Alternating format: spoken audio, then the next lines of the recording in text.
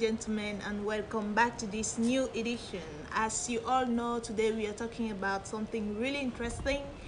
C'est vrai, nous avons déjà eu à faire un live dessus, mais cette vidéo a pour but aussi de sensibiliser et rester Eman Talon qui va nous parler de l'accident vasculaire cérébral. Alors, bonsoir Dr Eman Talon et merci de nous avoir retrouvés encore une fois de plus à notre page habituelle de santé, astuces santé pour encore équilibrer. Merci Dr Trésor une fois de plus pour l'honneur. Qu'est-ce que c'est que l'AVC? Alors l'AVC, c'est accident vasculaire cérébral. La définition littérale, c'est un déficit neurologique. Un déficit, c'est comme un manque dans une fonction neurologique, que ce soit la sensibilité ou la motricité, qui dure plus de 24 heures, qui n'a autre cause qu'une origine vasculaire. Voilà. Concernant l'intérêt de l'étude, il faut dire quand même que l'AVC, c'est la première cause de handicap acquis chez l'adulte. La deuxième cause de démence après la maladie d'Alzheimer, mais aussi la deuxième cause de mortalité après les infarctus du myocarde. Voilà, il faut rappeler quand même qu'il y a 150 000 cas par an en France, donc c'est un enjeu majeur de santé publique et vraiment un truc auquel il faut s'intéresser. Est-ce que vous pouvez nous dire les différents types d'AVC qui peuvent exister?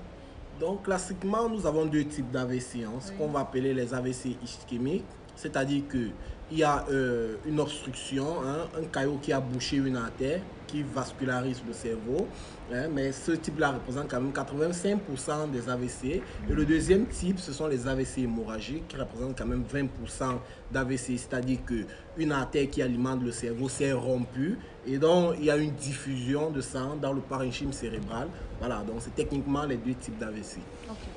Alors concernant les signes de l'AVC, il faut dire que subitement, si on voit quelqu'un qui a une bouche déviée d'un côté, qui n'arrive plus à soulever sa main ou bien son pied, qui a une hémiplégie, ça c'est le terme médical, ou alors qui a perdu le langage de manière brutale, qui n'arrive plus à parler ou bien il n'arrive plus à entendre de manière brutale, ça doit nous activer, ou bien quelqu'un qui a perdu la coordination de ses mouvements, qui est déséquilibré, voilà. Mais tout ça qui survient de manière brutale, ça doit nous attirer en première position et comme tel, nous fait penser à un AVC.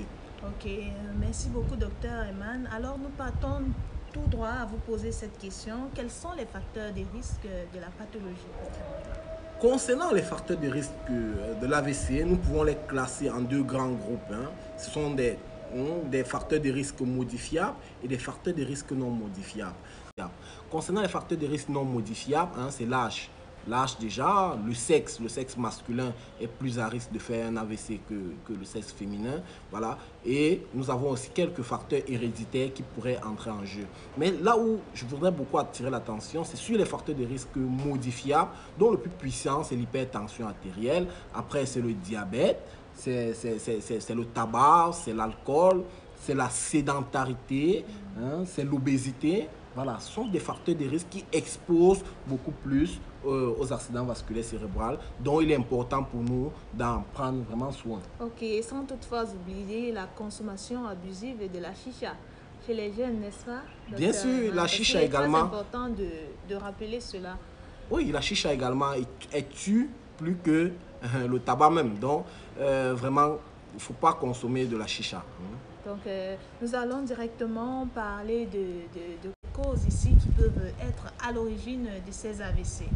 Oui, dans les causes, nous dirons que, comme je l'ai dit plus haut, précisément, nous avons les AVC ischémiques et hémorragiques. Dans les causes ischémiques, c'est vraiment l'athérosclérose, la première cause, c'est-à-dire la modification de la structure des artères.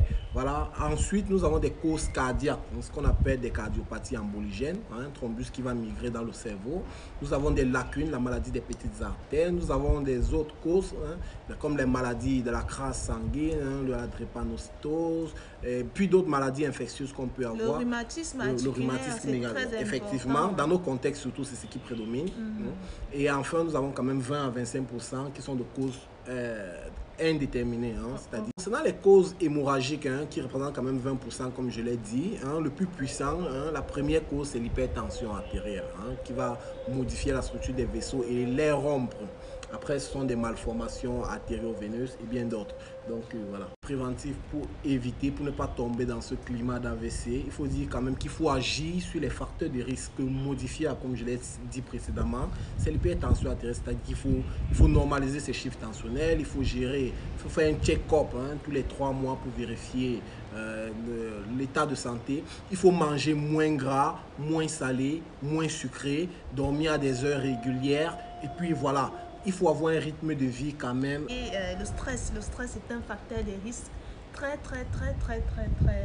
dévastateur. Effectivement, le stress aussi fait partie des facteurs de risque, même si c'est à faible échelle, mais il fait partie des facteurs de risque. Donc il faut prévenir cela en vie quotidienne pour éviter d'avoir des maladies cardiovasculaires. Aussi, il faut arrêter ou voire même bannir la consommation du tabac et de l'alcool dans son alimentation parce que c'est très important. Pour les jeunes filles, nous allons ici vous conseiller vraiment l'utilisation abusive des pilules contraceptives. C'est très nuisant pour la santé et non seulement pour la santé, mais à long terme va ici vous exposer à cette pathologie que nous redoutons tous. Ensuite, Dr Eman, est-ce qu'il y a des gestes d'urgence quand nous voyons... Non, ce qu'il faut faire, c'est déboutonner, enlever la ceinture, permettre que la personne respire normalement, la mettre en position latérale de sécurité, c'est-à-dire qu'on met la tête un peu inclinée, le pied en arrière, voilà, pour que la personne puisse respirer correctement et rapidement l'amener dans le centre de santé le plus proche qui va la conduire vraiment dans le service le mieux indiqué qu'est la neurologie. Oui, il est très important de rappeler que vous n'avez pas besoin de donner d'eau ou de nourriture ou un médicament à ce patient à cet instant, n'est-ce pas? Effectivement, il ne faut pas l'alimenter, il ne faut pas lui donner à manger ou à boire, rien du tout, ne pas verser de l'eau sur elle et puis l'amener rapidement dans le centre de transport le plus proche parce qu'il y a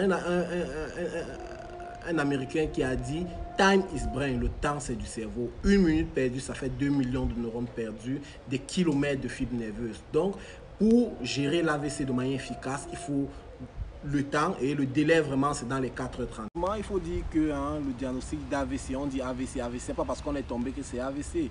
Le diagnostic de l'AVC repose sur le scanner cérébral, idéalement l'IRM, l'imagerie par résonance magnétique. Un patient qui a fait son accident vasculaire cérébral, il y a vraiment des mesures hygiéno-diététiques, entre autres l'alimentation, moins gras, moins salé, moins sucré. Encore plus s'il est hypertendu ou bien diabétique, il doit prendre correctement ses médicaments pour éviter de tomber dans un climat de récidive et qui peut être beaucoup plus fatal. Et d'autre part, vraiment, il doit suivre ses séances de kinésithérapie parce que ce n'est que là-bas que la mobilité de son membre peut revenir. Ah oui, il est très important de rappeler cela. Et puis ça me rappelle aussi qu'une alimentation riche en fruits et en légumes, c'est très important parce qu'on se dit toujours qu'il faut avoir beaucoup d'argent pour s'occuper de sa santé. Pourtant, on peut faire ça par des petits gestes et par des petites choses. Bien évidemment, l'alimentation riche en fibres, en légumes, en fruits, c'est ce qui concerne l'impact de cette pathologie dans la vie de nos patients et dans la vie de leurs proches. Oui, il faut dire que l'AVC a un grand impact, surtout qu'il déshumanise. Il faut dire que déjà personnellement, un patient n'arrive plus à vaquer à ses occupations, il ne peut plus.